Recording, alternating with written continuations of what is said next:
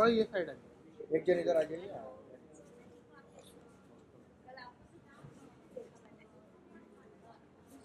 या look centre.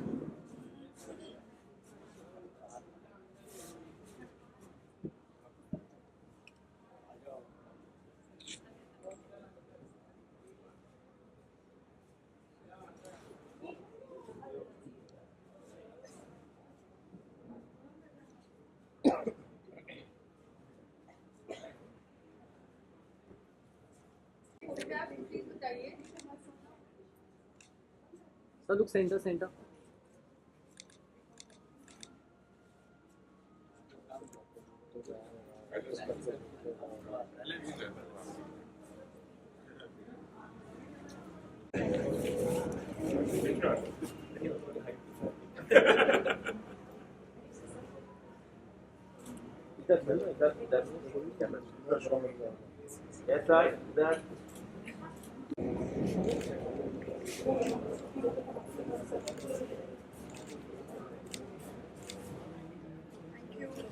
चलो done. थोड़ा ये साइड हाँ शिल्पा जी बीच में है। थोड़ा ये थोड़ा आपकी राइट में शिफ्ट हो जाइए ना इधर थोड़ा सा बस थैंक बस you.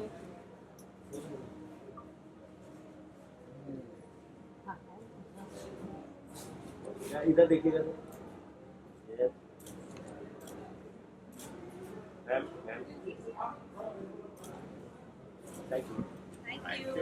Thank you sir.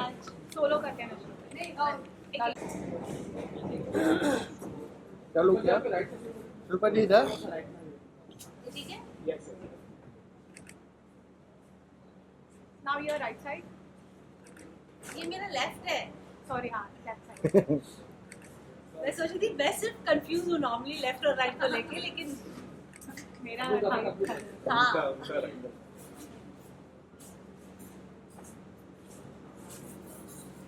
Thank you ma'am. Thank you Thank you. Thank you see you guys. चलो मैं अंदर पीछे।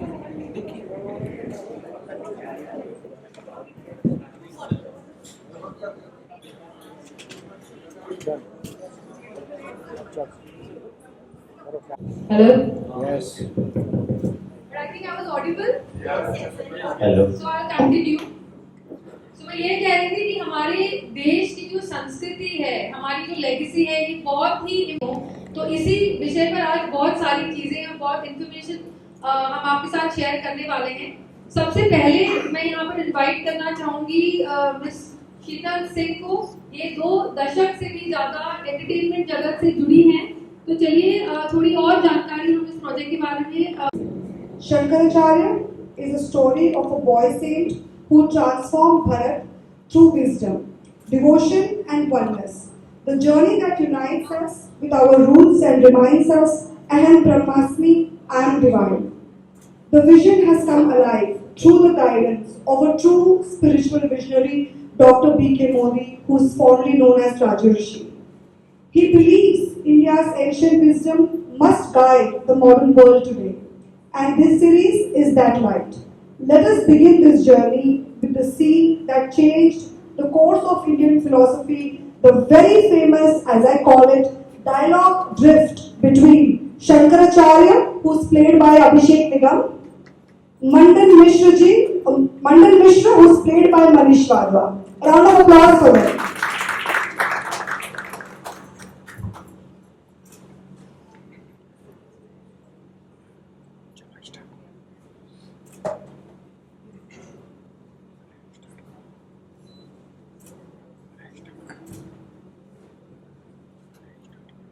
संसार केवल कर्म कांडों तक सीमित नहीं, बल्कि परम सत्य अर्थात शुद्ध चेतना को जानने में वेदांत कर्मों से परे उस चेतना को जानने के लिए प्रेरित करता है, जो हमारे अस्तित्व का मूल है, जो अद्वैत है।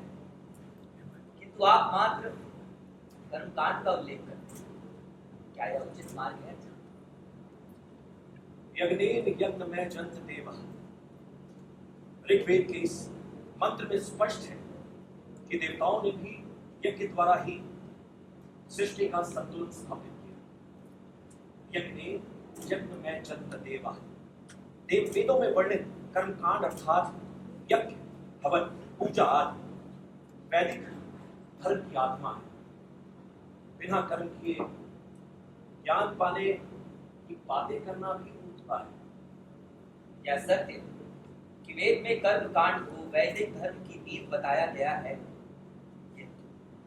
ये भी कहा गया है कि प्लवा येते यज्ञता यज्ञ उत्पाद, अर्थात भले ही यज्ञ हवन पूजा से आरंभ करना आवश्यक है, परंतु जीवात्मा की मुक्ति की दिशा में अंतिम चरण ज्ञान ही है। तो अच्छा, कर्म के बिना ज्ञान संभव नहीं। एक बालक पहले अक्षर ज्ञान प्राप्त करता है, उसके पश्चात ही वेदों के सबूत को समझता है। क्या कोई बिना पूजा हवन यज्ञ या जप के उस मूल तत्व को जान सकता है? यदि ये व्यर्थ होते हवन या जप, तो ऋषियों ने वेदों में इनका विधान क्यों लिखा? यदि निराकार ब्रह्म ही सत्य है, तो ये सारे पूजन अनुष्ठान क्यों? यदि आप वेदों में वर्णित 4 पुरुषार्थ अर्थात धर्म, अर्थ, कर्म, मोक्ष को व्यर्थ घोषित करने का प्रयास तो नहीं कर रहे? आचार्य, कर्म बीज है, देश है, और मैं इन चारों पुरुषार्थों को अवस्था मानता हूं, चेतना के परिपक्व होने तक ही आवश्यक है। जब तक मन संसार की वस्तुओं पर टिका है, उसे अनुशासित करने के लिए प्रतीक चाहिए। इसलिए हवन पूजन का विधान है, किंतु सच्ची साधना तब होती है जब प्रतीक भी छोड़ दिए जाए। जैसे दिया केवल तब तक जलता है जब तक सूर्य का प्रकाश नहीं आ जाता। सूर्य के आने पर दिए की आवश्यकता समाप्त हो जाती है। वस्तुतः आपके कहने का अर्थ ये है कि हम हाथ पर हाथ धरकर बैठे रहें और मुक्ति की कल्पना करें। ये आलस्य से भरी पलायनवादी विचारधारा है। आचार्य, कर्म व कर्मकांड में बंधना उचित नहीं। आप वेदों का केवल बाहरी रूप देख रहे हैं, मात्र एक पहलू मान रहे हैं, किंतु उसके मर्म की उपेक्षा करते हैं। कर्मकांड सांसारिक जीवन के लिए सहायक है, किंतु क्या वो परम सत्य है? वेदों का उत्तर भाग अर्थात विशद या वेदांत स्पष्टतः कहता है कि आत्मा का ज्ञान होते ही हमें पता चलता है कि संसार माया है। केवल ज्ञान की चर्चा करना यथार्थ से पलायन है। मानव जीवन में धर्म और अर्थ का भी उतना ही महत्व है। यदि हम केवल आत्मज्ञान की ओर बढ़े और कर्म को छोड़ दें, तो समाज में क्या होगा? ऋषियों ने भी कहा है कि धर्म और अर्थ एक दूसरे के पूरक हैं। कर्म द्वारा अर्जित पुण्य ही मोक्ष का मार्ग प्रशस्त करते हैं। धर्म और अर्थ आवश्यक है, किंतु क्या ये अंतिम सत्य है? एक व्यक्ति कितना भी धर्म के अनुसार व्यवहार कर ले, पर यदि वह आत्मा के ज्ञान से दूर है, तो क्या वह वास्तव में पुनर्जन्म की प्रक्रिया के पार जा सकता है, मोक्ष पा सकता है? यदि केवल यज्ञ और हवन मोक्ष दिलाते, तो वेदांत में ज्ञान का प्रसंग ही क्यों मिलता? धर्म और अर्थ आत्मा को जानने का साधन, तो आत्मा की पहचान होना ही लक्ष्य है। क्या आपने संसार में बिना कर्म के जन्म लिया? अच्छा, क्या आपके अद्वैत ने भोजन कराया था? क्या आपके सन्यास ने आपको जीवित रखा इस संसार में? केवल बातों से ज्ञान का प्रदर्शन करना संभव है, परंतु जीवन में सांसारिक दायित्वों को निभाते हुए उसका पालन करना असंभव है। अद्वैत कल्पना है, यथार्थ से उसका कोई सरोकार नहीं। कहना कि अद्वैत कोरी कल्पना है, सत्य से विमुख होने के समान है। क्या आप नहीं मान किया हुआ सत्य? यदि आप अद्वैत को कल्पना मान रहे हैं, क्या आप ऋषियों के अनुभव से अर्जित ज्ञान को असत्य नहीं ठहरा रहे हैं? आपका तर्क प्रभावशाली है। आपकी बातें सिद्धांत के रूप में उचित लग सकती हैं, किंतु व्यवहारिक दृष्टि से क्या ये संभव है? यदि सब लोग केवल आत्मा की खोज में लग जाएं, तो जीवन चलेगा कैसे? क्या समाज में व्यवस्था बनाए रखने के लिए कर्म और धर्म का पालन आवश्यक नहीं? यदि सब आत्मा को ही खोजने लगे, उसकी उपेक्षा नहीं हो जाएगी? यदि कोई घर बनाने के लिए नींव खोदता रहे और कभी निर्माण का कार्य न हो, तो क्या वह घर कभी बनेगा? आचार्य कहीं भी और कहीं भी वेद में ये नहीं कहा गया है कि संसार से विमुख होना या व्यवहारिक पक्ष को नकार देना श्रेष्ठ है। इसी से प्रश्न उठता है कि कब तक उससे बंधे रहना उचित? तो जीवात्मा को आत्मा तक की यात्रा तय करनी पड़ेगी। उसे अपने मूल तत्व को समझना होगा, और ये समझ केवल ज्ञान से आएगी। अच्छा, धर्म भी तो यही कहता है। और क्या मनुष्य बिना धन और संसाधनों के जीवित रह सकता है? वेदों में भी अर्थ की महिमा गाई गई है। अर्थस्य पुरुषो दासः, मनुष्य अर्थ का दास है। यदि समाज में अर्थ नहीं होगा तो ज्ञान और धर्म दोनों असंभव हो जाएंगे। भूखे पेट भजन नहीं गा सकते, तो ईश्वर को समझना तो बहुत दूर की बात है। क्या धर्म का अभाव ही सभी समस्याओं की जड़ है? क्या जिसने अपार संपत्ति अर्जित कर ली है वह स्वयं को सुखी कह सकता है? क्या आपने और हमने धनवान व्यक्ति को दुखी नहीं देखा? क्यों? क्योंकि धन से वो जो भी लेता है वो क्षणिक सुख देता है। बाल्यकाल में यदि खिलौना सुख देता था तो बड़े होकर उन्हें वही खिलौना अर्थहीन लगने लगता है। ऐसे ही सांसारिक सुख भी धीरे धीरे अर्थहीन हो जाते हैं। जब जीव समझ जाता है कि वो शुद्ध चेतना है, बाहरी वातावरण उसे प्रभावित करना छोड़ देता है। जब कुछ उसे प्रभावित ही नहीं करता तो वो सदा आनंद की अवस्था में रहने लगता है। क्या ये सत्य है कि साधारण लोग आत्मा को समझ नहीं सकते? उनके लिए क्या साधन है? वे कर्म करें या ना करें, क्या उनका उद्धार संभव है? कर्म के साथ साथ आत्मचिंतन। एक समय आएगा जब साधारण मनुष्य को अनुभव होगा सांसारिक सुख क्षणिक है, किंतु सुख की इच्छा क्षणिक। तब उसके भीतर सुख को ढूंढने की इच्छा जागेगी जो सदा रहे। यहीं से उसके भीतर ज्ञान प्रवेश होगा। अंततः वो उस अवस्था में पहुंचेगा जहां उसके मन से भेद मिट जाए और प्रकृति के साथ एक हो जाए। यही अद्वैत। तो इस सत्य का अनुभव कैसे किया जा सकता है? इसका उत्तर बहुत सरल। क्या आप जब सोते हैं तो स्वप्न देखते हैं? हाँ। और जब आप जागते हैं तो क्या तब भी वो स्वप्न देखते हैं? नहीं। जब आप सो रहे थे तब सपना आपको सच लग रहा था। दोनों अवस्थाओं में जो सत्य लगता है वह बदल जाता है। तो क्या यह परम सत्य हो सकता है? क्योंकि आत्मा तो नित्य है, बदलती नहीं। ऐसे ही एक तीसरी अवस्था, गहरी नींद की अवस्था।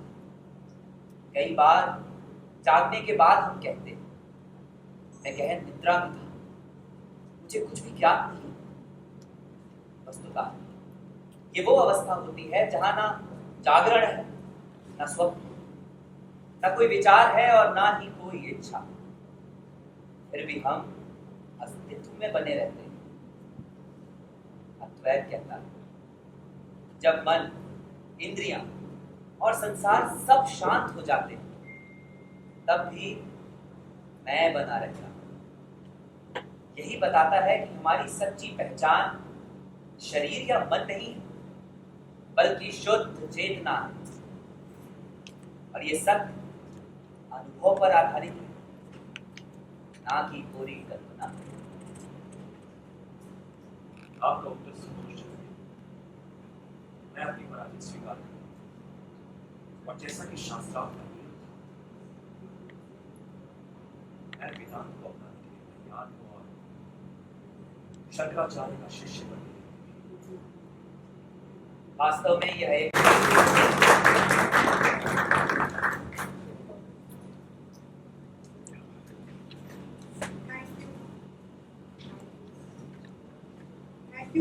Thank you so much, Manish ji. Thank you, Abhishek, for this wonderful, wonderful education.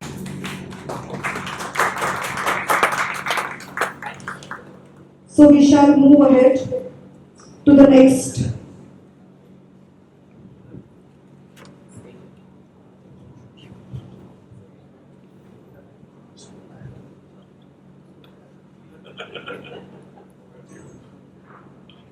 So what you just witnessed was not Bharatvarsh ये वो नाम है जो सदियों से पूरे विश्व को एक गाइडेंस प्रदान करता है। आज इस युग में हम लोग बड़े भाग्यशाली हैं कि हम भारत में पैदा हुए, और चाहे हम किसी भी दुनिया की किसी भी जगह रहे, यहाँ का जो संस्कृति है, यहाँ का जो ज्ञान है, वो लेके हम लोग गए। परंतु वो ज्ञान क्या है? भारत में वेदों की चर्चा होती है। भारत को वेदों के जहाँ वेद प्रैक्टिस किए गए वो देश माना जाता है। परंतु वेदों का ज्ञान क्या यहाँ के लोगों को मिला है? यहाँ के पंडितों को, यहाँ के जो लीडर्स हैं धर्म से, क्या वो वेदों को पढ़ते हैं, उनको समझते हैं? ये चीज मुझे बचपन से मेरे दिल में चोट लगा कि जो देश इतना ज्ञानी है, इतना उसका इतिहास है, तो वो क्यों अभी भी एक पिछड़ा देश माना जाए? तो कब आएगा वो समय जब भारत एक अग्रणी देश में गिना जाएगा और दुनिया को राह दिखाएगा, ना कि दुनिया की राह जो दूसरे दिखाते उस पर चलेगा। ये जो चेंज है उसका समय आ गया, और ये आज से नहीं, ये प्रेडिक्शन हो गया था बहुत पहले।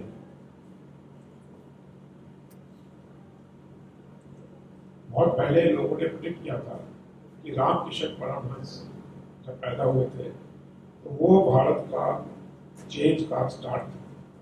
एक शिष्य विवेकानंद ने भारत में यूथ को वेदों का ज्ञान का पहला झलक दिखाई। रामकृष्ण परमहंस के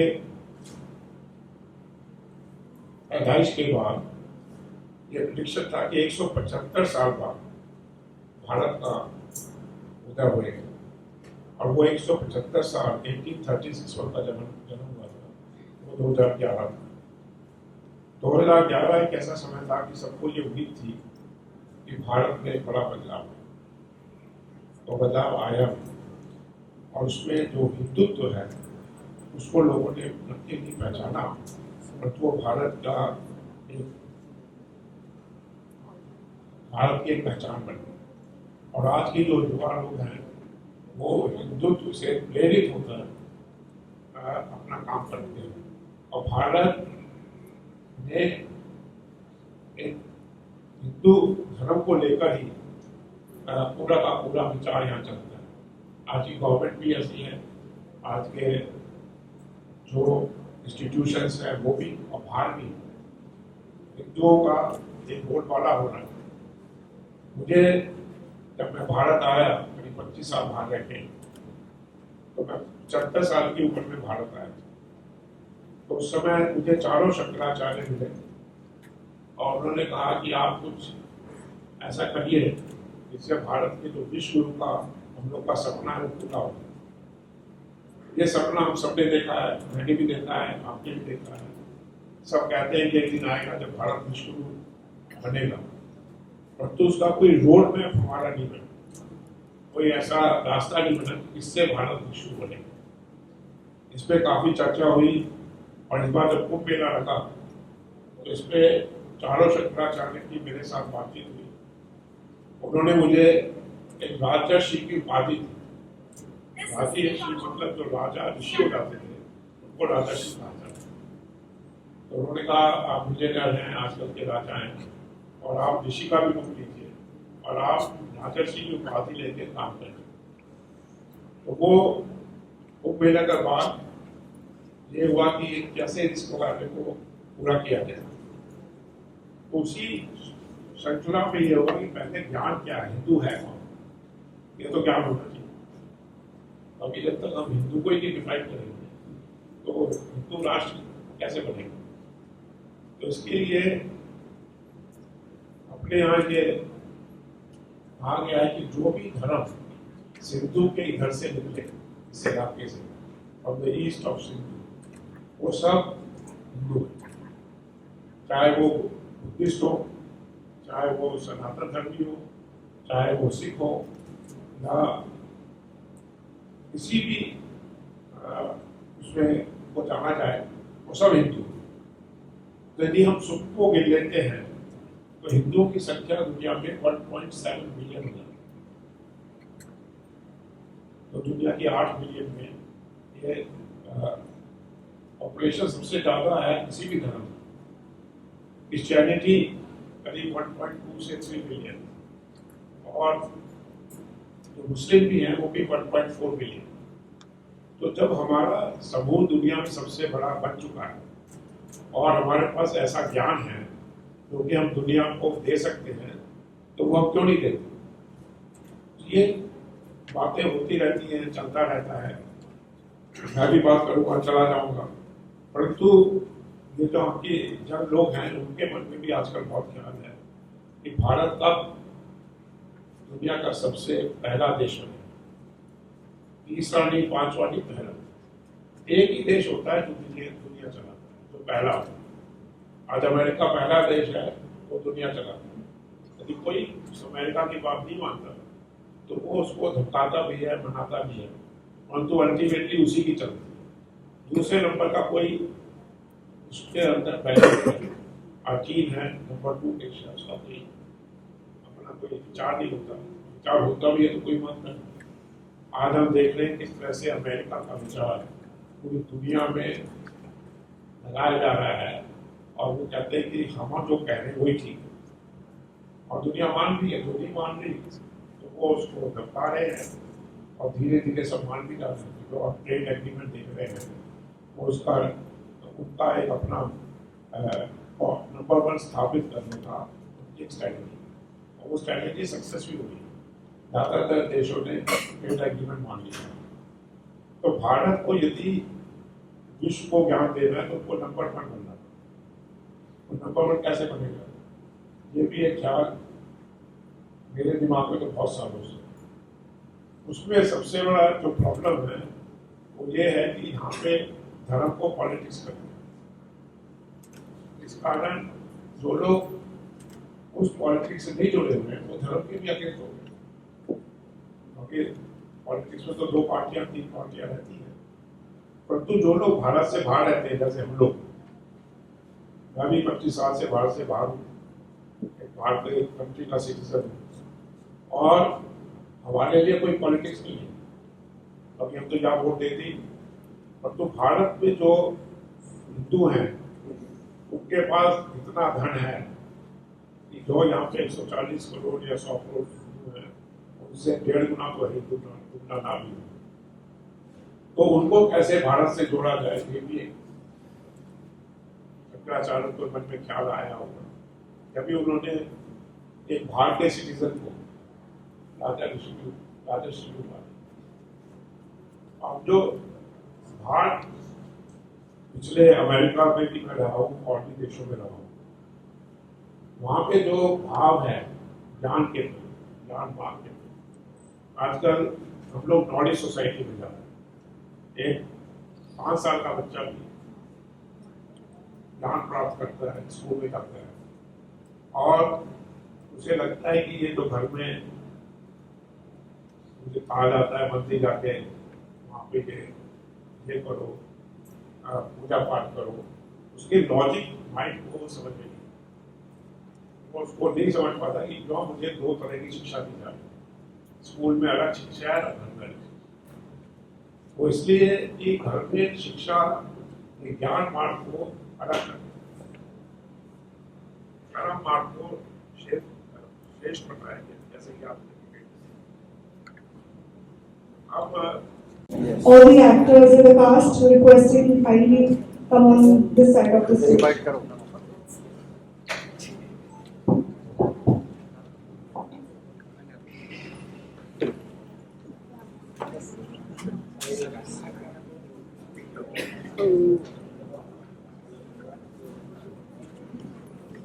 आप लोग बताइए। हाँ जी जी तुम बता, अश्विनी बताइए।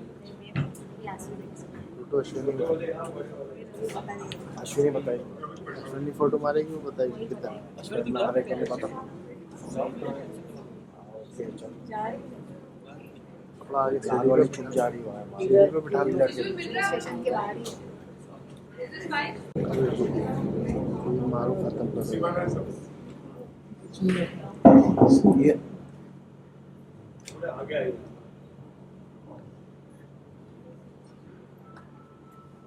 सर एक आप एक हो जाए।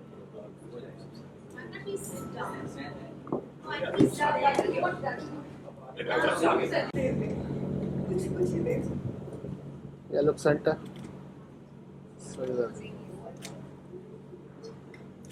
Yeah, we got it. Yes Hold. Hold Now the rest of the team, please join. Veeru sir please, Ramesh sir, Veeru sir, Veeru sir आइए। Sunil sir please.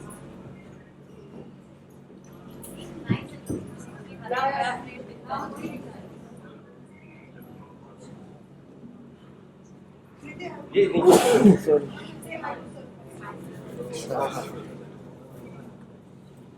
Ready, yes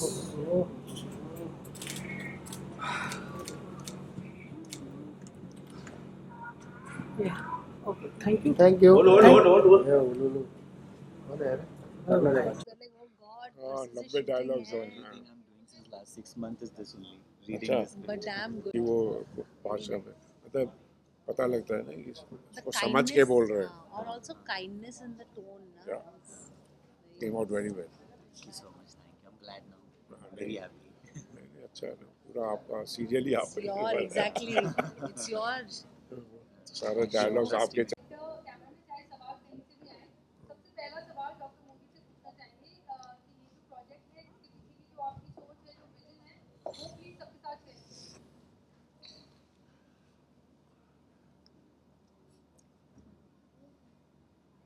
ये जो प्रोजेक्ट है एक्चुअली ये सीरीज़ है एक तरह से। सबसे पहले हमने बनाया ओ माई गॉड। ओ माई गॉड में गॉड हिमसेल्फ धरती पर आते हैं और वो लोगों को बताते हैं कि भगवान को आप अपना दोस्त समझिए और उससे प्रेम करिए, उससे आप डरिए मत। ये पहला मैसेज था। दूसरा मैसेज आया, बुद्धा सीरियल बनाया, जिसमें बुद्ध की जो हिस्ट्री थी, कैसे एक आदमी जो राजा परिवार में जन्म होता है और वो अपने ही दम से, अपनी मेडिटेशन से, अपनी थिंकिंग से वो आत्मज्ञान प्राप्त कर लेता है और वो वर्ल्ड का लीडर बन जाता है। किंग ऑफ किंग्स कहा हमने उसको। तो वो हमारा सेकंड सीरियल था जो कि वर्ल्ड वाइड बहुत पॉपुलर हुआ। दोनों ही पॉपुलर हुए, ओ माई गॉड भी हुआ और बुद्धा भी हुआ। ये जो सीरियल है ये उन दोनों के बिना नहीं बन सकता था। तो पहले भगवान कौन है समझना जरूरी है, फिर बुद्ध को भी समझना जरूरी था। बिकॉज जब आदि शंकराचार्य आए तो भारत में बुद्धिज़्म आ चुका था और इसलिए जब कहानी शुरू होती है वो सारनाथ से शुरू होती है। तो सारनाथ में जब कोमारियल भट्ट जाते हैं तो वहाँ पे उनको लगता है कि ये बहुत लोग क्यों यहाँ पे हावी हो रहे हैं हिंदुओं, तो वो स्टडी करने जाते हैं। तो वहाँ पे बुद्ध लोगों को भी बहुत अभिमान हो गया था, तो उन्होंने सोचा कोई ऐसा मनुष्य आएगा तो सबको साथ लेगा, इसमें कि हिंदू बुद्ध जितने भी धर्म हैं सब साथ आएंगे। और इसके लिए उन्होंने कहा कि जब तक वो नहीं आएंगे मैं चिता पे बैठा रहूँगा। उनका पूरा शरीर जलने लगा, बल्कि यहाँ तक वो जल गए थे। और जब आदि शंकर का जन्म हुआ, तो Shankar is a series after Buddha. और शंकर जो है वो आदि शंकर बने क्योंकि he was the first one. अभी भी 4 मठ बने हुए हैं, शंकराचार्य हैं, बट शंकर का जो ये स्टेज जो आपने देखी वो शंकराचार्य तक है।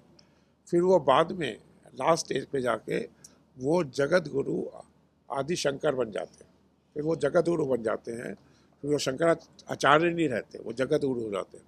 वो इस सीरियल का लास्ट स्टेज है।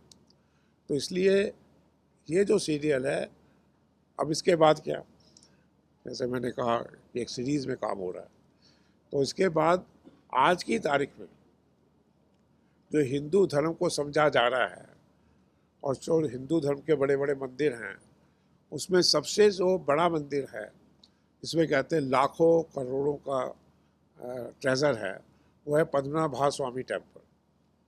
और वहाँ पे सदियों से वो एक ऐसा टेम्पल है जो दुनिया में सबसे ज़्यादा रिच टेम्पल है, और इसलिए उसको भी स्टोरी सुनाना ज़रूरी है।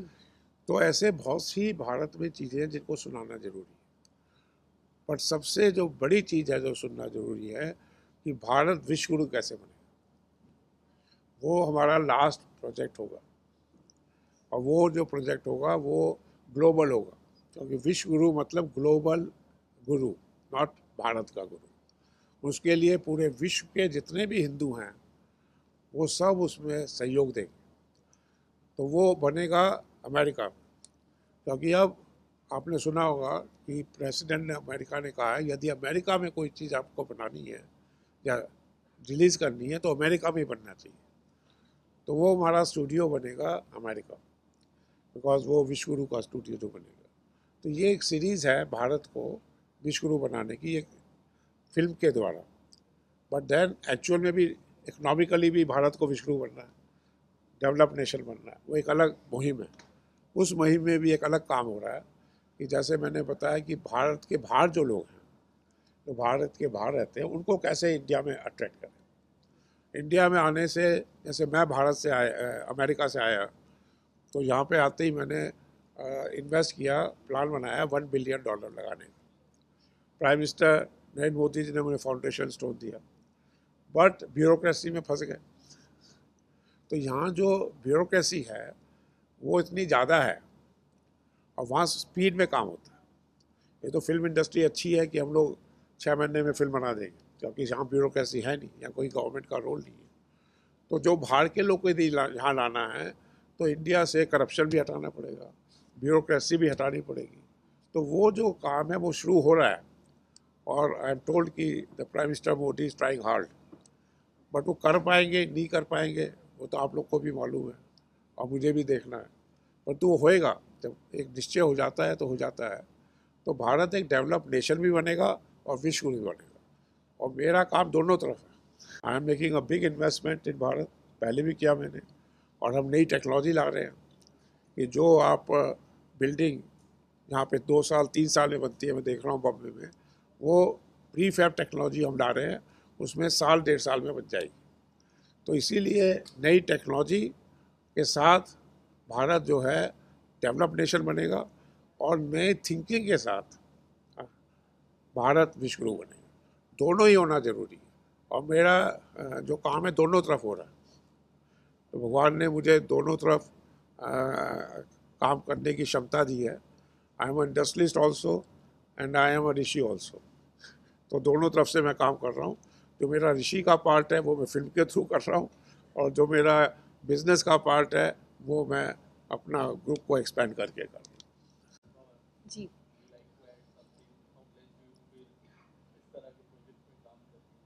मेरे लिए एक्चुअली ये ड्रीम कम ट्रू है।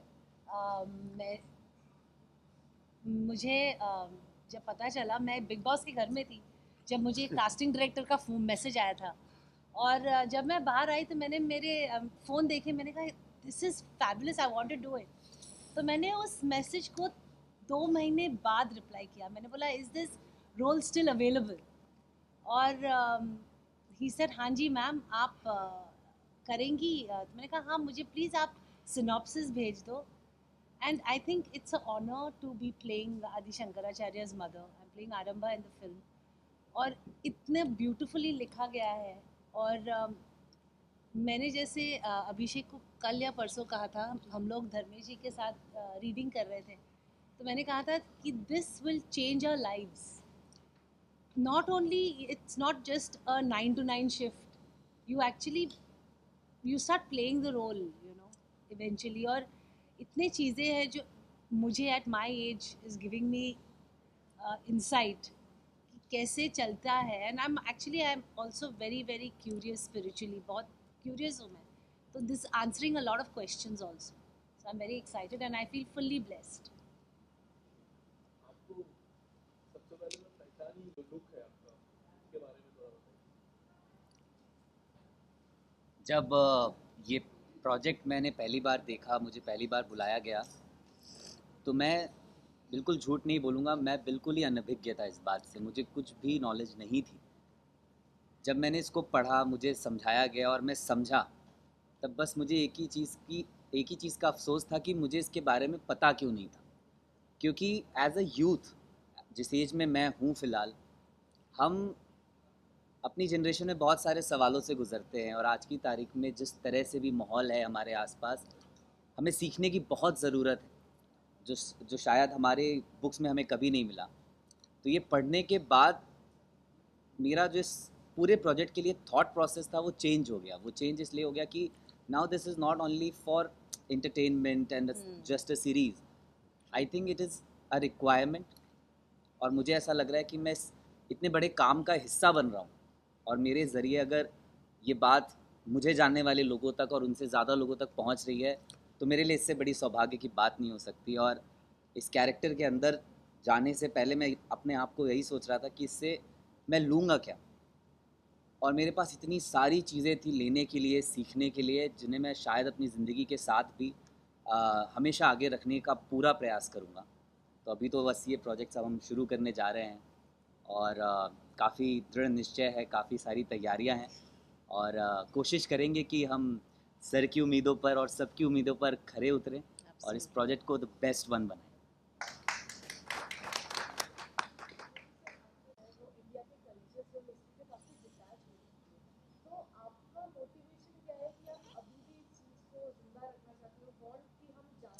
यूथ है, जैसे आपने कहा कि वो पढ़ा लिखा यूथ है, पहले वाला यूथ नहीं है जो स्कूल नहीं जाता हो और उसको जो माँ बाप कहें वो मान ले। वो हर चीज़ को लॉजिकली देखना चाहता है, और स्पेशली धर्म को। तो धर्म में तो मेरे भी 5 ग्रैंड चिल्ड्रन हैं, 3 चिल्ड्रन मेरे बच्चे हैं, सब बड़े हो गए हैं, परंतु उनमें भी धर्म के प्रति कुछ समझने की है कि ये लॉजिकली क्या है।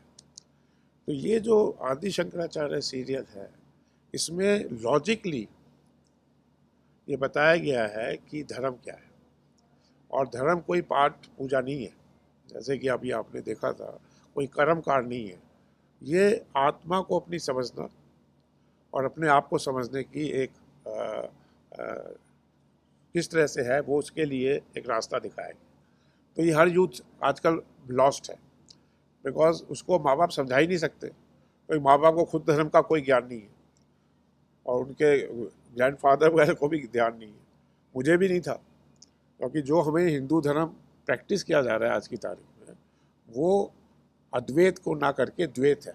उसमें भगवान अलग है, आप अलग है। इसमें अद्वैत वेदांत है, जिसमें आप और भगवान एक है। तो अपने यहाँ लिखा जाता है सत्यमेव जयते। सत्य की जो परिभाषा है वो कुछ भी हो सकती है।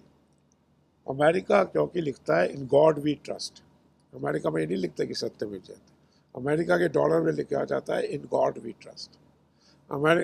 मेरी ये इच्छा है कि भारत में भी अपने नोट पे लिखा जाए कि हम भगवान पे विश्वास करते हैं। ये जो कहानी लिखी जाती है सत्यमेव जयते, इसको तोड़ मरोड़ के लोग फ़ायदा उठाते हैं। तो इसलिए हमें भगवान पे भरोसा करना चाहिए। और मुझे ओ माय गॉड में भी यही था कि आप अपने पे भरोसा करें और भगवान पे भरोसा करें। इसलिए मेरी प्रेस की तरफ से सरकार से गुजारिश भी है कि भारत के जो नोट होता है, ये 1 रुपये का नोट, 5 रुपये का नोट, वो एक गवर्नमेंट का डॉक्यूमेंट होता है। जब अमेरिका वाले लिख रहे हैं इन गॉड वी ट्रस्ट, तो क्यों नहीं भारत में हम लिखें जो हम असली में करते हैं ट्रस्ट। अमेरिका से भी ज़्यादा यहाँ पे लोगों में ट्रस्ट है भगवान पे, तो क्यों नहीं हमारी सरकार नोट पे लिखती है कि हम भगवान पे विश्वास करते हैं। उससे एक मैसेज आएगा सारे लोगों को कि ये वो देश है जो भगवान पे विश्वास करता है। मेरा आखिरी सवाल था, कहीं ना कहीं हमें पता चल रहा है आपका एक ऑब्जेक्टिव है। मैं लोकल पॉलिटिक्स में नहीं, मैं ग्लोबल पॉलिटिक्स। 2 तरह की पॉलिटिक्स होती है, एक होती है ग्लोबल पॉलिटिक्स, एक होती है लोकल। लोकल में भी 2 तरह की होती है, एक होती है सेंट्रल पॉलिटिक्स, एक होती है स्टेट पॉलिटिक्स। स्टेट पॉलिटिक्स में भी 2 तरह की पॉलिटिक्स है, एक है स्टेट इलेक्शन, एक होते हैं पंचायत के इलेक्शन। तो पॉलिटिक्स डिफरेंट लेवल पे होती है। ये जो नीचे की पॉलिटिक्स है वो कोई पॉलिटिक्स नहीं है, इसका कोई असर नहीं है दुनिया में। जो असली असर है वो ग्लोबल पॉलिटिक्स का है। और इसलिए मैं ग्लोबल पॉलिटिक्स को समझता भी हूँ और उसमें इन्वॉल्व भी। और इसलिए ये जो बन रहा है ट्रेड एग्रीमेंट, कुछ कल मुझे मिले थे कुछ लोग, मैंने कहा इसको आप क्यों नहीं ख़त्म करते, क्यों नहीं इंडिया और यूएस के बीच में ट्रेड एग्रीमेंट हो रहा है। क्या चाह रहा है यूएस? वो यही चाह रहा है कि आप अपनी मार्केट खोल दें, हम अपनी मार्केट खोल दें। अभी भारत में एक्सपोर्ट 4 टाइम्स होता है इंपोर्ट से, तो अमेरिका क्यों अलाउ करेगा ये? तो इसलिए जो ग्लोबल पॉलिटिक्स है उसको यहाँ लोग समझते नहीं। और ये जो आप बात कर रहे हैं, दुनिया में कितनी भाषाएं हैं? आप भारत की भाषाओं की बात करते हैं, आप दुनिया में तो 200 से ऊपर भाषा है, तो वहाँ क्या वाद विवाद नहीं होता है? तो उस वाद विवाद का कोई मतलब नहीं है। असली मतलब है डेवलपमेंट और भगवान पे विश्वास। यदि भगवान पे विश्वास हो तो डेमोक्रेसी होती है, नहीं तो कम्युनिज्म है। कम्युनिज्म और डेमोक्रेसी का जो मेन फ़र्क है वो वही है कि भाई आप भगवान पे विश्वास करते हैं कि नहीं करते। यदि आप भगवान पे विश्वास करते हैं तो मनुष्य को विश्वास करते हैं, इसलिए सबको एक वोट दी जाती है कि सभी भगवान के द्वारा बनाए गए हैं। तो इसलिए democracy is basis in trust in God, and India is a democracy. तो why don't we trust in God, why don't we trust in our selves? और क्यों नहीं हम ये देखते? मैं कईयों को कहता हूँ कि महाभारत में क्यों पांडव जीते, क्या कारण था? तो कहते हैं साहब वो जो भगवान कृष्ण थे वो अर्जुन के रथ पे बैठे। क्यों बैठे अर्जुन के रथ पर? क्यों नहीं उन्होंने जाके दूसरे जगह बैठे? क्योंकि जब दोनों पथ उनके पास गए तो एक तरफ उन्होंने कहा मेरी पूरी आर्मी है, एक तरफ उन्होंने कहा मैं खुद हूँ। तो उसने कहा मैं तो भगवान पे विश्वास करता हूँ, मेरे लिए आप भगवान हैं, आप मेरे साथ रहिए। इसलिए उनकी विजय हुई। तो किसकी विजय हुई? जो आदमी भगवान पे विश्वास करता है। आज भी वही हो रहा है। आज अमेरिका की जो विजय हो रही है इसलिए नहीं हो रही कि अमेरिका में कोई अकल ज़्यादा है या वो ज़्यादा ज्ञानी है या जो ज़्यादा काम करते हैं, परंतु वो भगवान पे विश्वास करते हैं। और जो भगवान पे नहीं विश्वास करते वो काम पूरा ही नहीं करते, आधे में छोड़ देते। अब ये सीरियल मैं 10 साल से बनाने की कोशिश कर रहा हूँ।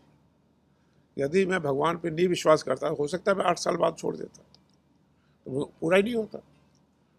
तो यदि हम भगवान पे विश्वास करते हैं तो हम कह रहे हैं विश्व में हम नंबर 1 बनेंगे तो बनेंगे। हो सकता है 10 साल लगे, हो सकता है 20 साल लगे, परंतु विश्वास तो करेंगे ना। सबसे बड़ी चीज़ है भगवान पे विश्वास करना, तभी अपने पे विश्वास आएगा। तो ये बहुत ज़रूरी है। तो ये जो आपका क्वेश्चन है, ये कोई छोटे मोटी चीज़ों में नहीं उलझना है, बड़ी चीज़ सोचनी है। भारत को दुनिया का नंबर 1 देश बनाना है। आपने विश्वास की बात की, जहाँ विश्वास होता है वहाँ अंधविश्वास भी होता है, लेकिन कहीं ना कहीं अंधविश्वास भी है। तो जो अंधविश्वास फैला रहे हैं लोग, से लोग काफी जो धर्म का नाम खराब कर रहे हैं, उनसे कुछ कहना चाहेंगे या लोगों से कुछ कहना चाहेंगे? अरे भारत में जो कहते हैं मैं विश्वास है, उनको ही नहीं विश्वास है। वो आप कह रहे हैं ना भारत में विश्वास है, वो विश्वास वालों को कोई विश्वास नहीं है। वो कोई विश्वास नहीं करते, वो विश्वास करते हैं कि मंदिर में जाके चक्कर लगा लेंगे। वो ये नहीं सोचते भगवान है, सूर्य भगवान है। वो भगवान के नाम पे ढोंग करते, पूरा वो चल रहा है। ये मैंने बहुत लोग हैं जो मैं देखता हूँ भगवान पे विश्वास है, वो भगवान पे विश्वास नहीं करते। वो भगवान के नाम पे जो लोग भगवान के ठेकेदार हैं उन पे विश्वास करते। वही तो ओ माई गॉड बनाई थी पहली। ओ माई गॉड 1 में क्या था? यही था कि भगवान के ठेकेदार आपको कहते हैं कि हम भगवान को रिप्रेजेंट करते हैं। तो मैं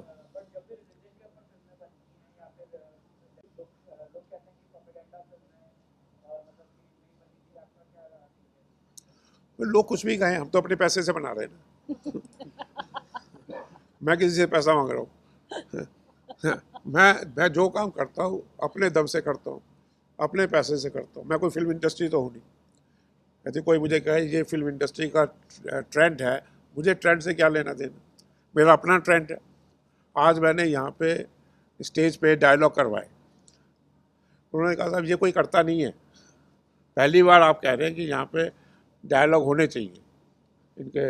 ये भी बोले साहब हम तो पढ़ के बोलेंगे। मैंने कहा बोलो तो, समझ में तो आए क्या डायलॉग है। कैसे एक आदमी जो मंडन मिश्र है वो एक यंग युवक जो कि शंकराचार्य है उसको मानता है कि मैं आपको अपना गुरु मानता हूँ। तो ये डायलॉग यहाँ पे कराया, क्यों कराया? ये कभी इंडस्ट्री में हुआ है? तो मैं अपने मन से चलता हूँ ना, मैंने पहले कभी किसी की सुनी ना। मैं तो पहली बार मोबाइल फ़ोन लाया, लोगों ने कहा था मोबाइल फ़ोन कैसे चलेगा। अभी मैं बहुत सी मेरे जीवन की जो आप देखेंगे इंटरनेट पे चेक कर लीजिए, मेरी सारी न्यू इंडस्ट्री में लाया हूँ भारत में, और अभी भी ला रहा हूँ। तो इसलिए मैं अपने मन से चलता हूँ। मुझे ना किसी की फ़िक्र है, ना मेरे ऊपर कोई सरकार है, क्योंकि मैं यहाँ का सिटीज़न ही नहीं हूँ। तो मुझे ये मोदी सरकार क्या कर सकती है? What can they do? ना मैं यहाँ की सरकार से 1 रुपया लेता हूँ, ना इसका बैंक से मेरे पास कोई पैसा है ही नहीं मेरे पास। और मुझे ला के देते हैं तो पैसा बाहर निकाल देता हूँ। मेरे ऑफिस में, मेरे घर में 1 पृथ्वीराज रोड है, एकदम centre of the next to prime minister. और वहाँ पे किसी मिनिस्टर को, किसी सेक्रेटरी को, किसी गवर्नमेंट आदमी को आने की इजाज़त नहीं है मेरे घर में। प्राइम मिनिस्टर ने कभी पूछा नहीं, हो सकता है उनको भी मना कर दूँ।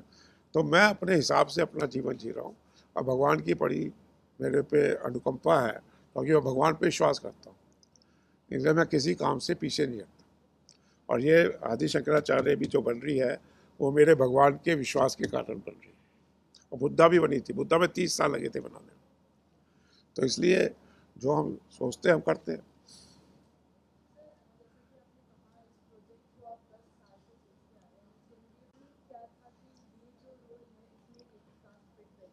देखिए वो मेरा नहीं है, वो डायरेक्टर साहब कहलाते हैं, कास्ट डायरेक्टर। मेरा उसमें कोई रोल नहीं है। मैं इनको भी नहीं जानता, ना इनको जानता। मेरा जो फोकस है वो स्टोरी पे और कंटेंट में है। मैं इसलिए ही जो कंटेंट है उसको वॉच करता हूँ। आज भी कुछ गलतियाँ थी तो मैंने बुला के डायरेक्टर बताया कि ये कंटेंट ठीक नहीं है जो आपने बुलवाया।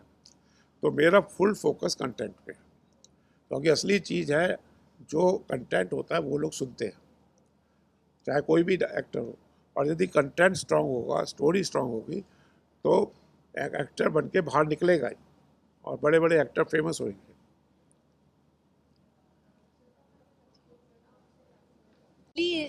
हमारा एक क्रिएटिव ग्रुप है, मैंने उस पर मैसेज डाला ऐसे, I am very nervous and full night I was unwell also. I think मैं इतनी नर्वस हूँ कि मैं अनवेल हूँ, क्योंकि परसों से हम लोग शूट शुरू कर रहे हैं।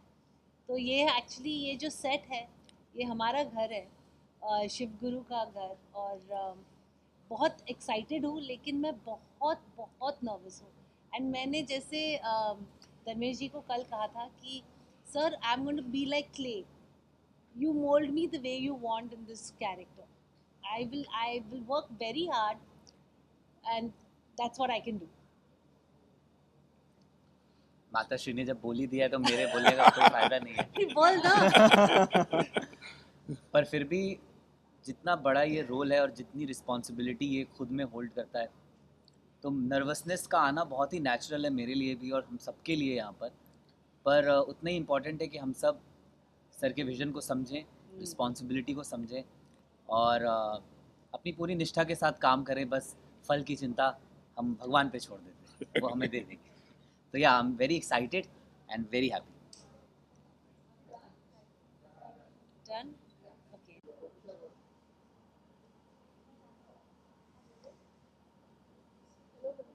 है, थैंक यू।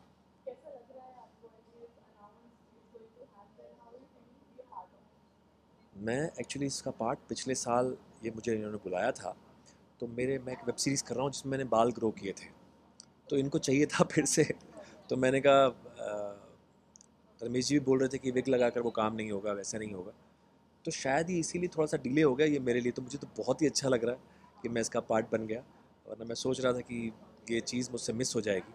और मेरी हमेशा कोशिश होती है कि मैं ऐसी चीज़ों में जुड़ा रहूँ, काम करूँ। देखिए, मंडन मिश्रा के बारे में मुझे लगता है तकरीबन सभी लोग जानते हैं। मतलब मैं आज की बात करूं तो शायद नहीं पता, लेकिन अगर मैं कहूं तो मंडन मिश्रा को जितने ब्राह्मण्स हैं वो अपना बिल्कुल हाथ जोड़ते हैं उनके सामने, क्योंकि उन्होंने बिल्कुल गृहस्थ आश्रम को पहले रखा, सब कर्मकांड करते हुए, सारी चीज़ें गृहस्थ में रहते हुए, सन्यासी ना बनकर इस पथ पर चलने की कोशिश की। तो सबसे पहले उनका ये है।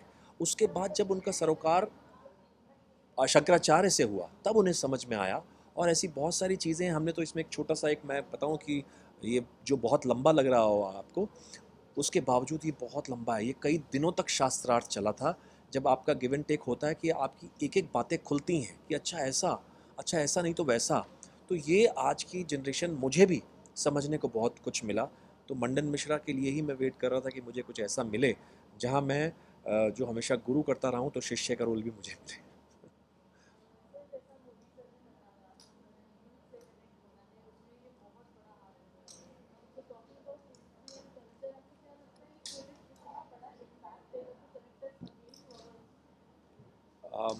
देखिए, मैं ये जो भविष्य की बात आप कर रहे हैं इसके बारे में कोई नहीं जानता, पर ये जो कोशिश है, और कोशिश मुझे लगता है हमेशा कामयाब, हमेशा पूरी होती है, अच्छी चलती है। तो जो ये कोशिश है लोगों तक पहुंचने की, जहां हम अपने सिर्फ सेल फोन्स और मोबाइल में उलझ कर रह गए हैं। आप घरों में भी देखिए, चाहे वो लोग एज वाले हों या यंग जनरेशन हो या कोई भी है, हम एक ही कमरे में बैठे होते हैं, सब अपने अपने फ़ोन्स पर होते हैं। हम अपने अपने घरों में टटोल कर देखें, बिल्कुल यही वो होता है। तो आज की डेट में यही, चाहे वो हमारा सर्वेंट हो, चाहे वो नीचे वॉचमैन बैठा हो, चाहे कोई भी हो, अगर वो भी इस तरह की चीज़ें, क्योंकि बाद में क्या होगा, इसके छोटे छोटे वो पार्ट्स बनेंगे, बहुत सारी चीज़ें जो हमें समझ आनी चाहिए, जो मैं सब कुछ डिस्क्लोज़ नहीं करूँगा, कि बहुत और भी इसके साथ शास्त्रार्थ में पराजय के बाद भी बहुत सारी चीज़ें होती हैं जहाँ शंकराचार्य को भी रुकना पड़ता है। अब वो क्या है, वो जिन्होंने हिस्ट्री पढ़ी है उन्हें तो पता है, लेकिन जो यंग जनरेशन, उनमें से कुछ लोगों ने पढ़ी होगी, जिन्हें नहीं पता, वो ज़रूर जुड़ेंगे और उन्हें सीखने का मौका मिलेगा।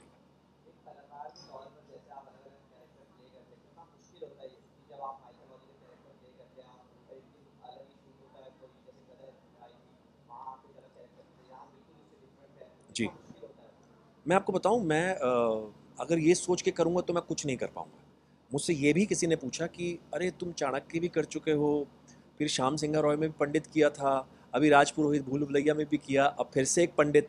तो मैंने उनसे बहुत एक छोटी सी बात कही, अब वो 6 तरह के जनरल हों, 6 तरह के पंडित हों, 6 तरह के कोई भी हों, हर किसी का व्यक्तित्व अपना है।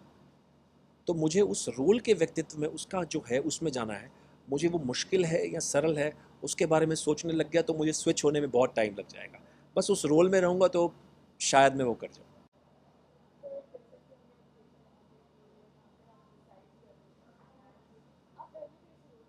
जी,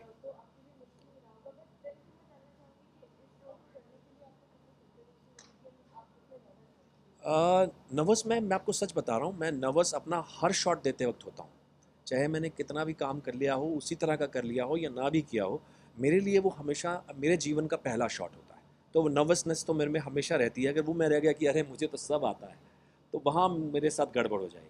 तो वहाँ वो सीखने की जो प्रक्रिया है, तो वो जो सीखने की प्रक्रिया में करते करते नेचुरली, यानी लाइंस, जैसे आपने रिसाइट अभी कहा, लाइंस तो लिखी होती हैं, लेकिन आपको जब हम परफॉर्म करते हैं वो लगना नहीं चाहिए कि हम वो पढ़कर बोल रहे हैं, कि हमें पता है कि हम क्या बोलने वाले हैं। जैसे मैं अभी जो बातें कर रहा हूँ आप नहीं जानते हैं और मैं भी नहीं जानता हूँ कि मैं क्या बोलने वाला हूँ। बस उसी तरह से वो कैरेक्टर भी होता है, वो लगने भी बिल्कुल वैसे लगे। तो मुश्किलात उस तरह से वैसे हावी नहीं होती, बस नर्वसनेस कह सकते हैं आप, लेकिन उसको आसानी से कर जाए तो वो बहुत स्पॉन्टेनियस लगता है।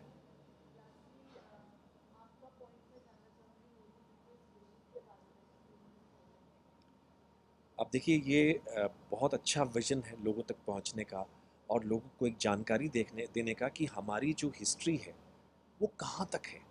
आपको बहुत सारी चीज़ें पता हैं, लेकिन बहुत सारी चीज़ें पता ही नहीं है। अब जब मंडन मिश्रा मेरे पास आया तब मुझे उनके बारे में जानने के लिए बहुत कुछ देखना पड़ा, सीखना पड़ा, पता लगाना पड़ा, बातें की, उसके बाद मुझे सिर्फ उनके बारे में पता चला। ये तो बहुत वास्ट है। अब इसमें बहुत सारे लोग अलग अलग कैरेक्टर कर रहे हैं, तो बहुत सारी चीज़ें, अच्छा ऐसा भी होता था। आप ये कितना अस्वाभाविक लगता है कि अगर आपका ज्ञान मुझसे ज़्यादा है तो मैं आपके पैर पड़ जाऊँ, मैं आपका शिष्य बन जाऊँ। आज की डेट में हम बराबरी, हम छोटों या बड़ों को भी, बड़े के भी पैर हम अपने घुटनों तक पहुँच गए हैं। पहला इतना ही रह गया है, क्योंकि हम किसी को मानते नहीं हैं। और यहाँ देखिए आप कि यहाँ एक बड़ा व्यक्ति छोटों को करके दिखा रहा है कि नहीं, आपका ज्ञान श्रेष्ठ है, बड़ा छोटा इसमें उम्र कोई मायने नहीं रखती। Thank you.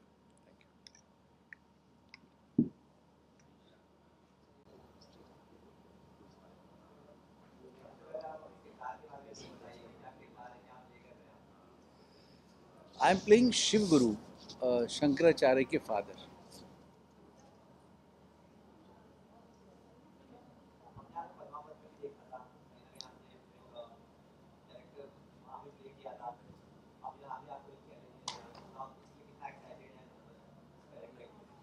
नहीं, एक्साइटेड और नर्वस नहीं होते, हमारा काम है।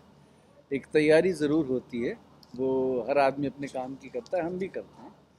हम भी एक बेसिक प्रेपरेशंस करते हैं। कुछ जगहों पे थोड़ी सी रिसर्च करने की ज़रूरत पड़ती है, जैसे इस तरह की चीज़ें हैं। शंकराचार्य तो एक बहुत ही, मतलब हमारी जो आध्यात्मिक हिस्ट्री रही है उसमें बहुत बड़ा नाम है। तो उनके बारे में कोई जाने ना जाने, लेकिन एक नाम शंकराचार्य के बारे में सब जानते हैं, है ना। तो उनके फादर को प्ले करना तो डेफिनेटली एक बड़ा इम्पोर्टेंट काम है। आप जानते हैं उनके पिता के बारे में?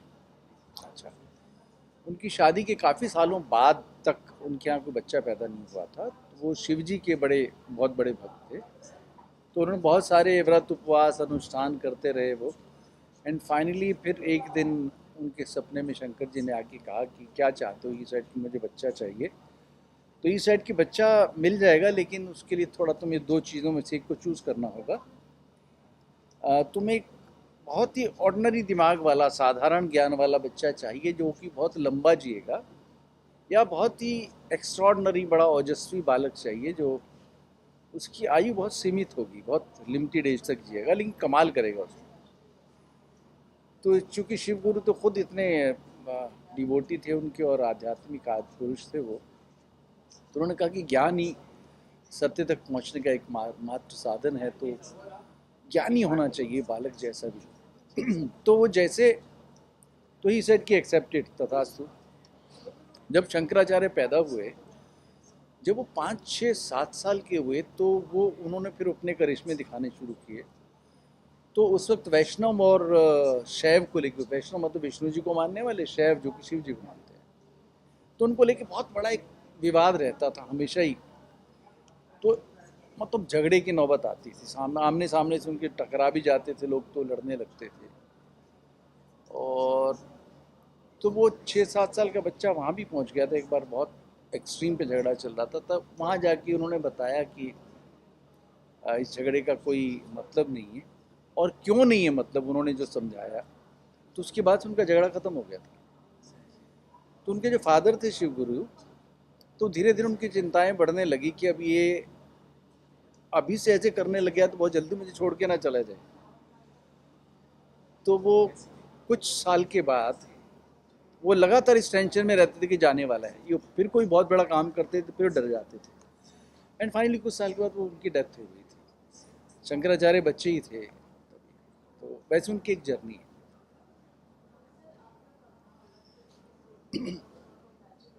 थैंक यू वेरी मच जी।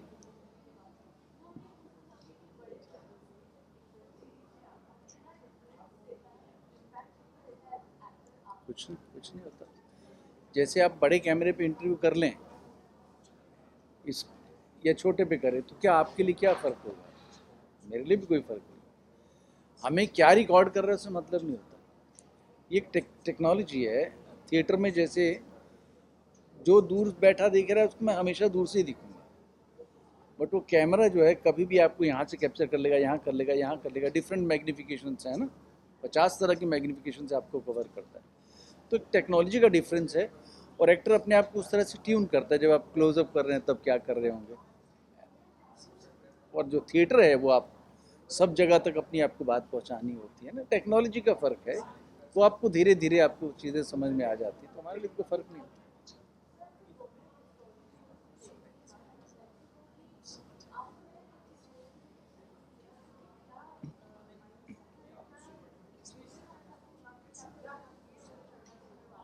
नहीं कर देखिए, अब जब शंकराचार्य की बात होती है ना, इतना बड़ा नाम है वो। उस वक्त भी इसी तरह का कुछ धर्म को लेकर अंधेरा था बहुत ज़्यादा, क्योंकि लोग धार्मिक तो थे, आध्यात्मिक नहीं थे, है ना, स्पिरिचुअल नहीं थे, धार्मिक थे। और आजकल भी है वो बहुत ज़्यादा चीज़, है ना, कि हमारा रिलीजन, हमारा धर्म जैसे हम हिंदू की बात करते हैं, सनातन की बात करें, हमारा कोई रिलीजन नहीं। धर्म जो शब्द है इसका मतलब है ड्यूटी, कि वहाँ पे आपने ये किया तो आपका क्या धर्म बनता था, आपको ये करना चाहिए। धर्म में एक्चुअली ड्यूटी है, कोई रिलीजन नहीं है। तो आज भी इतने सारे सेक्ट्स हैं जो कहते हैं कि एक फिक्स उनकी फ़िलासफ़ीज़ हैं कि आप ऐसा करें तो ईश्वर तक पहुँचेंगे, ऐसा करें तो, है ना। ऐसा होता नहीं। आपके सर में दर्द है आप डिस्प्रिन खा लें, कमर में दर्द है तो डिस्प्रिन नहीं खाई जा सकती ना। तो हम लोगों का कुछ लोग मजाक उड़ाते हैं कि यार आप तो 50 देवी देवताओं को मानते हैं, भगवानों को मानते हैं। वो बेसिकली भगवान नहीं है, एनर्जी के डिफरेंट वो जैसे दवाएं हैं, बेसिक चीज़ नाम है उसका दवा, लेकिन उसके कितने सारे उसके सेग्रीगेशन है। तो इसके लिए कॉमन सेंस चाहिए। और जो रिलीजन है, आई एम सॉरी टू से, ऐसे कहना नहीं चाहिए, आपको फिक्स कर देते हैं कि ऐसा ही डिस्प्रिन ही खानी है बस, है ना। हम नहीं उसमें बिलीव करते। Thank you very much.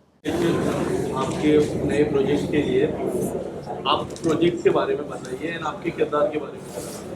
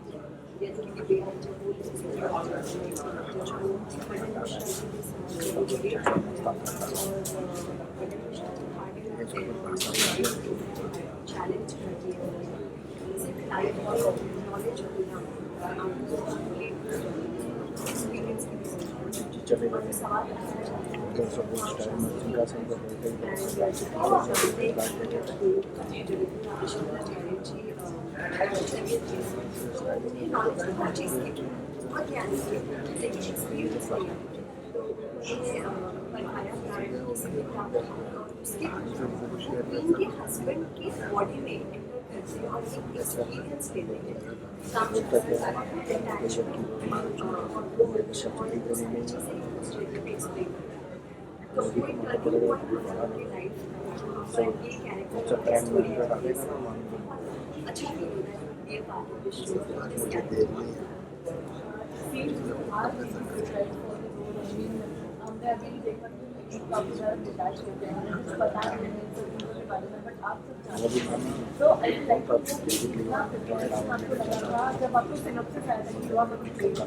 How did you feel and how much nervous are you? but nobody in my family follows Sanatan. I'm the only one who follows, and I love it. I was a non-vegetarian. I left my mom, and there are a lot of changes that I made in my life because I'm so much intrigued in knowing what my dharma is all about and the knowledge that it possesses. मेरा हमेशा से interest रहा है और जब ये show आया तो इतना डिफिकल्ट नहीं था मेरे लिए इसे समझना, जल्दी समझ गई मैं. But of course there are many things like जब आदि शंकराचार्य जी के बारे में इतना मुझे नहीं पता था. How he revised सनातन धर्म and उन्होंने जब माइग्रेशन शुरू हो गया था सेंचुरी तो लोग अलग अलग चीज़ों को रिचुअल के तौर तरीके से फॉलो करते थे, लेकिन उन्होंने एक डायरेक्शन दी. उस चीज़ को समझना और भी ज़्यादा इंटरेस्टिंग था. And through this character I got to know lot of things. So it has been a beautiful journey. Thank you. Thank you. पता नहीं मेरी बातें आपको कितनी समझ.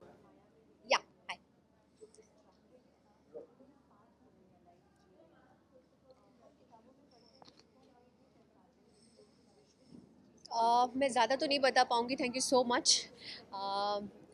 This is a very pivotal और बहुत स्ट्रॉन्ग कैरेक्टर है इस शो में.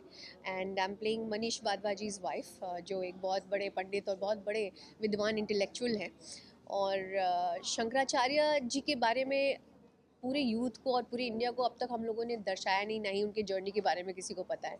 तो अपनी जर्नी में कैसे ट्रैवल करते हैं और किन किन लोगों से मिलते हैं अपने ज्ञान बटोरने के लिए या ज्ञान इम्पार्ट करने के लिए, उनमें से हम भी उनकी ट्रैवल जो उनकी जर्नी में शामिल होते हैं. और क्या बदलाव लाते हैं वो आप लोगों को तो देखना पड़ेगा फिर उसके लिए.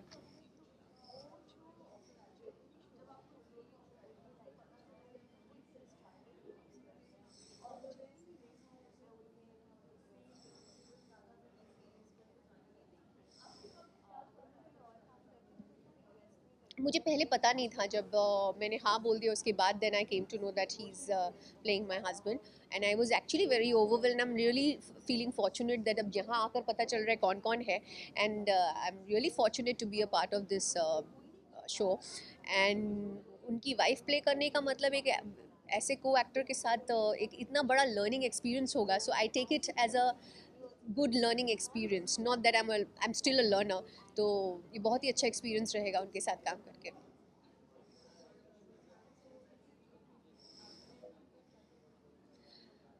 अभी भी प्रिपरेशंस बाकी है, बहुत सारी चीज़ें प्रिपेयर करनी पड़ती है because it's a historic show. तो language part, body language, everything, मतलब अभी लुक टेस्ट होंगे, हमारे पूरे कॉस्ट्यूम जब आएंगे तो हमारा खुद ही आव भाव चाल सब बदल जाता है. So there are lot of preparations जो हम लोगों को अभी से करना पड़ रहा है. सो health wise and look wise and language part तो है, चल रहा है.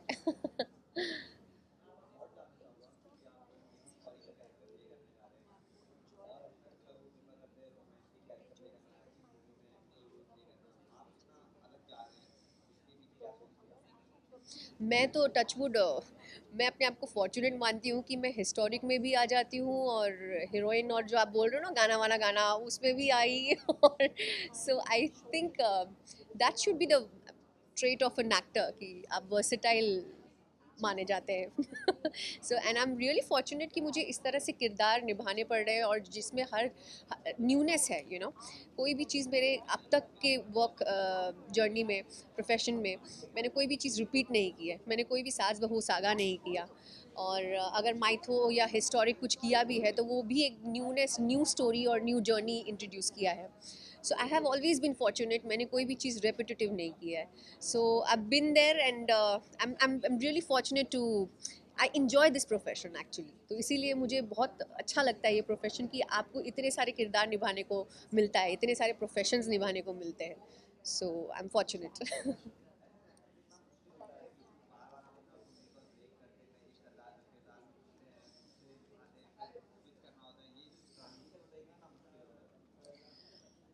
मुश्किल से ज़्यादा मेरे ख्याल से जो एफ़र्ट लगता है ना अपने उस कैरेक्टर पे, आप सुबह उठते हो, आपके दिमाग में वो कैरेक्टर रहता है. There something to do. मेरे को ना स्टैग्नेंट और आइसोलेशन में रहना पसंद नहीं है. अगर मैं कुछ एक किरदार मैंने लिया है उसकी शूटिंग अगर 7 महीने बाद भी हो रही है, so I start preparing from day 1 only. So be it physical fitness देखा जाए, लैंग्वेज देखा जाए, आपकी स्किन देखी जाए, या जो भी वो जिस एरा का बन रहा है उस एरा को पढ़ने में, उसकी जर्नी को देखने में, तो it's a total homework. So I feel कि ये टाइम वेस्ट नहीं करना चाहिए. अगर आपको एक मिल गया है प्रोजेक्ट तो उसकी प्रिपरेशन शुरू कर देनी चाहिए. सो आई फील ये इतना मुश्किल भी नहीं है. टेलीविज़न में थोड़ा सा मुश्किल हो जाता है क्योंकि आप वही किरदार 2-3 साल तक करते जा रहे हो और उसके बाद अचानक से बंद होता है, तो दूसरा टेलीविज़न शो अगर 4 दिन बाद मिलता है तो आपको स्विच ऑन स्विच ऑफ में थोड़ा सा प्रॉब्लम होता है. अदरवाइज और OTT और फिल्म्स में तो ये सब बात है नहीं. You prepare for the character which is you make an effort, तो वो बहुत बड़ी बात है.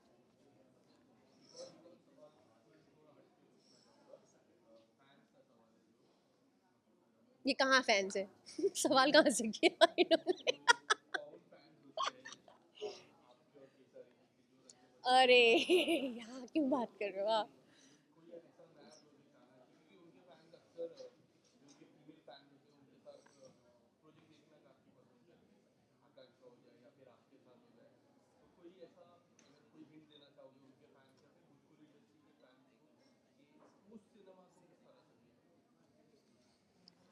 अब देखिए, हर जगह कुछ रेवोल्यूशन आएगा तो ही आप मासेस चेंज कर पाएंगे ना.